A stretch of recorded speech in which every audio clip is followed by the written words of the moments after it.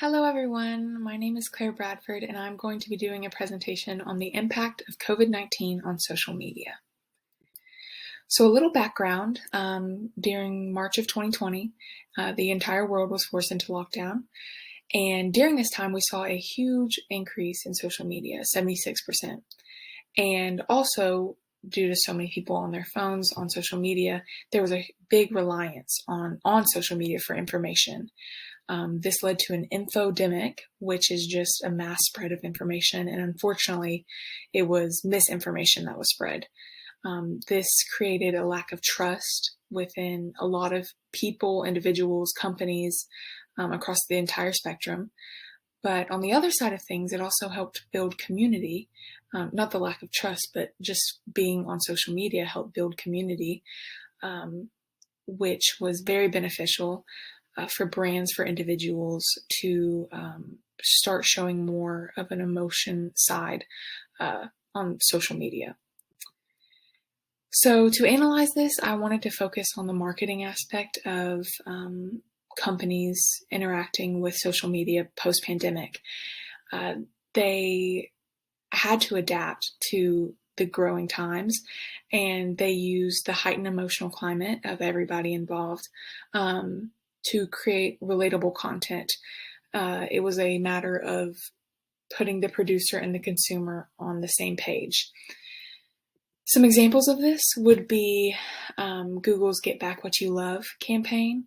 They had a video in which they almost made it as if the consumer was typing into a search engine, and it was a bunch of backspacing, pandemic terms. So backspacing school closings as seen, backspacing restrictions, lockdowns, also getting rid of pandemic phrasing.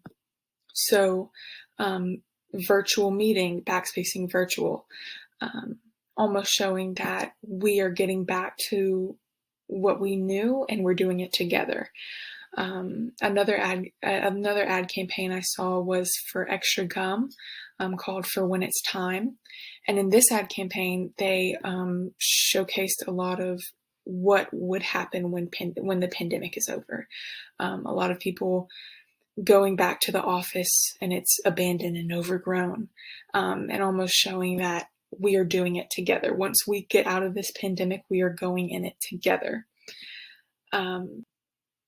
So this helped build bridges between the producer and the consumer. A huge social media platform that became very popular during the pandemic was TikTok, and it's even more used now. About 90% of its users use it every single day.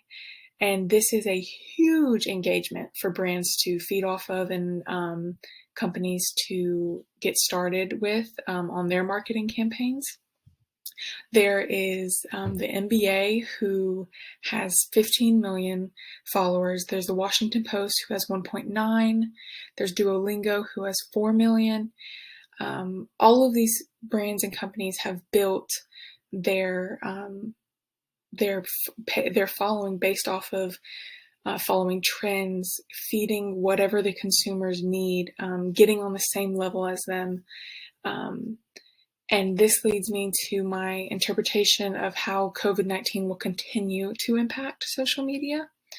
So since there is a huge platform for companies and brands to interact with consumers now on social media, this means that they're bringing in customers. The more you attract people, the more you'll bring in.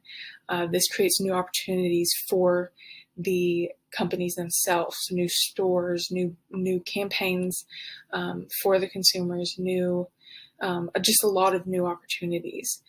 And I feel like this will allow the companies to also continue with their relatable content in the sense of